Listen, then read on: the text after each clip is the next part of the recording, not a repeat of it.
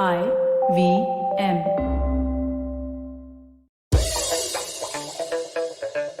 Here's your smart fact of the day. Here's a smart fact. In the winter of 2012, Starbucks launched a social media campaign to get coffee lovers in the holiday spirit. It asked its customers to post festive messages on Twitter using the hashtag #SpreadTheCheer. The company also sponsored an ice rink at the Natural History Museum in London, which featured a giant screen to display all the tweets that included the hashtag. Everyone thought it was a smart marketing idea. Customers would generate free content for Starbucks and flood the internet with warm and fuzzy messages about the upcoming holidays and their favorite Starbucks coffee. Here's the weird thing. People started posting inappropriate messages. We can guess this, but Starbucks couldn't. It was a Saturday evening in mid-December and everything was going fine for a while. But suddenly, hey Starbucks, pay your tax. I like buying coffee that tastes nice from a shop that pays tax, etc. started happening. Spread the cheer, hashtag, tax dodging, XYZs. It was a PR disaster, a PR fiasco, something that started off as a really clever marketing system to generate, wonderful awareness and demand for Starbucks, was an unmitigated problem for the entire holiday season. I don't think Starbucks had a very good Christmas. So why do intelligent people make silly mistakes? This is the thing that we are going to explore today with Smarter with Sid. By the way, Smarter with Sid, you want to look at Smarter with Sid as a particular extension to the Traveling Professor's Diary because it's season 2, maybe, yes. Or you can look at it as the Traveling Professor upping the ante and trying to figure out how the hell do I make smart people smarter. You can, of course, listen to this whenever you've got a 10-minute window when you're doing or in between tasks and all of that, or you can binge listen to this over the weekend. By the way, the Traveling Professor's Diary, 150 episodes plus there, right? And you can obviously look at season 2, Smarter with Sid. So let's go. Today's episode, I want to talk about something which is around why do intelligent people make silly mistakes? And it's kind of perfectly explained in a book called Meltdown, wherein a guy called Chris Clearfield, the author, and his co-author, I'm not even going to try and pronounce that name, he talks about why all the systems that intelligent human beings like you and I develop fail and what we can kind of do about it, right? So it's a very interesting problem, right? Why do systems fail? Systems fail for a lot of reasons, right? And we only learn after the fact. So it used to always be once in a while that a system failed because the world probably was less challenging maybe a couple of decades back. Is always the stuff that we think. But we used to hear about some flight crashing or something which kind of talked about an epic system failure. But today, the stakes are up, man. If you look at artificial intelligence and the way in which it is coming into everybody's lives, we'll be soon having driverless cars, we'll be soon having drones. And clearly, the recipe for potential disasters because of a system that is designed, even though it may be AI, it is still designed by a human, right? The potential for a system to go kaput and creating huge issues for us. Now, we have already seen some aspects of this where, drones have actually killed, or rather robots have actually killed soldiers or people who have not yet in the Israel-Palestine fight right now. Or we've heard rumors about how a virus leaked from a particular lab in China and created havoc that all of us are experiencing even today.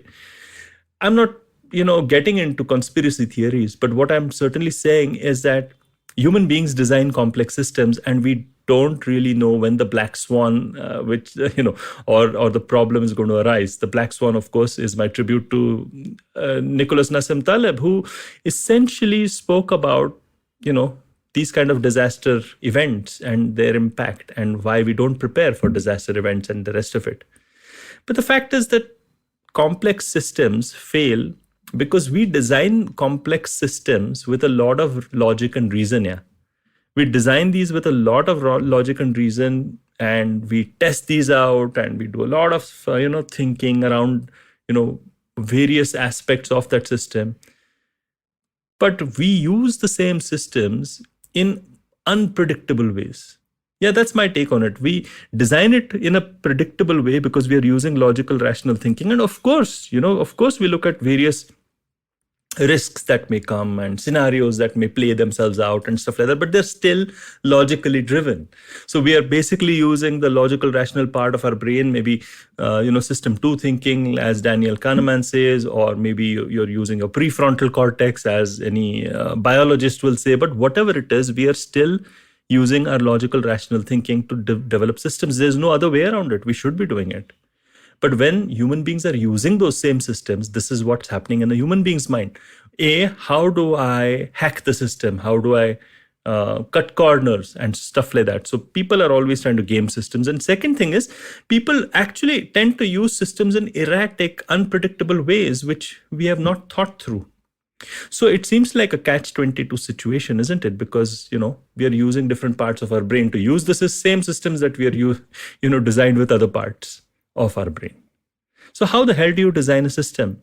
How the hell do you design a perfect system? Is it developing scenarios after scenarios, maybe identify better risk planning techniques? Or maybe is it using artificial intelligence to identify scenarios that even we can't imagine? Well, there is certainly some merit to doing some rigorous planning and the rest of it. And I'm not against rigorous planning. I mean, come on, think about it. All across the pandemic, we were dependent on so many e-commerce companies getting their systems right and in place to deliver the stuff that we wanted to be delivered. And look at how flawlessly those systems, touch wood, worked. I mean, Amazon over-delivered, and so did a lot of other e-commerce companies, yeah?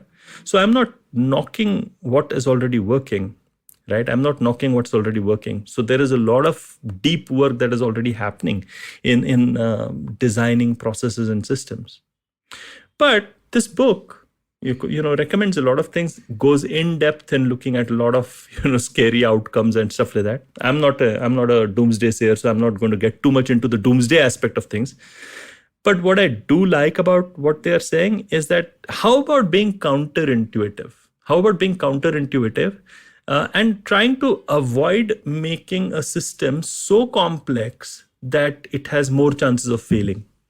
Now, this is a very interesting thought, because what it's saying is human beings, are going to be prone to errors. And the more complex you make a system, A leads to B, leads to C, leads to D, and everything needs to be what we call tight coupling with each other.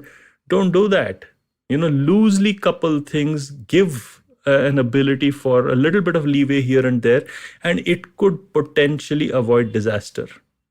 And there are some fantastic examples in this book, but I'm sure you can yourself think of examples in your own life. I mean, a personal anecdote is, whenever I've fussed about anything too much and I tried to make it into a system or process and really tightly integrate it with everything, hardly ever works. But if I have an overall sense of direction as to where I'm going and create a system that loosely works, tends to work much better. Now, granted, this is anecdotal, but read the book for some hardcore evidence. Essentially, it boils down to avoiding developing overtly complex systems, especially with AI and all of that coming in, and introducing a little slack in it. Now, that's an interesting thing to do. So how do you reach a situation wherein you don't do what we call groupthink in similar ways and reach a system that everyone thinks is an amazing, tightly coupled thing, which is never going to fail, the sure thing that doesn't fail and all of that? By the way, there's a case study called The Sure Thing That Failed.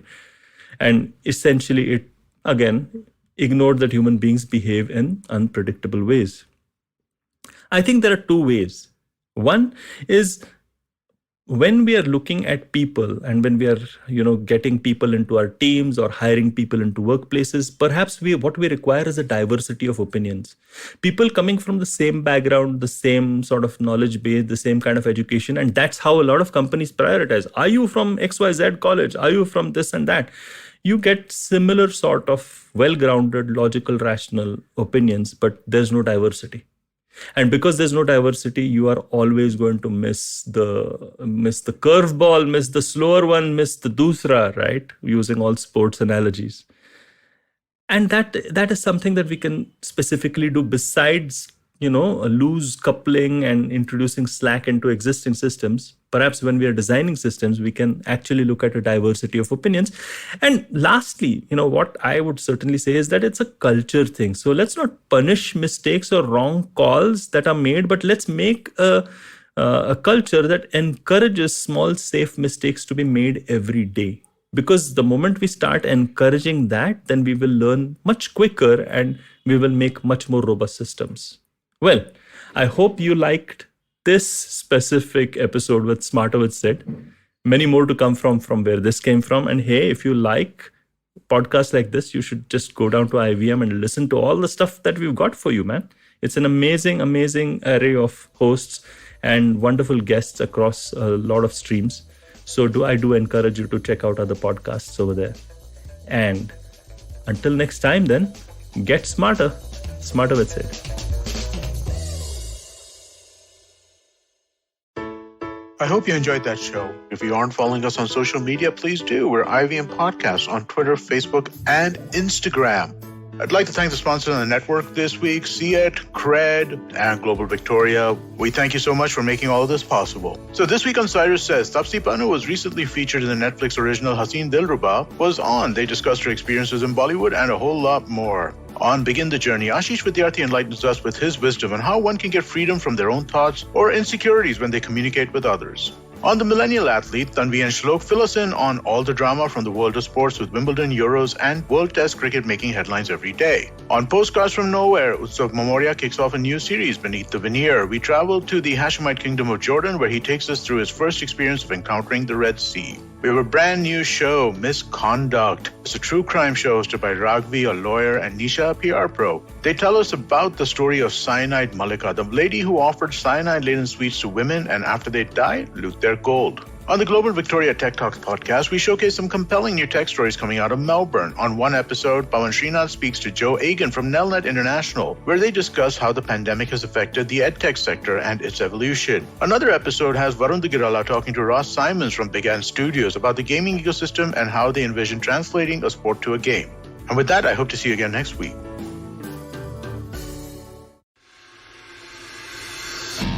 If you love cricket, listen up. The Edges and Sledges Cricket Podcast is here for you. Hosted by DJ, Varun, and me, Ashwin, we bring a fun, fresh fan's point of view to talking all things cricket.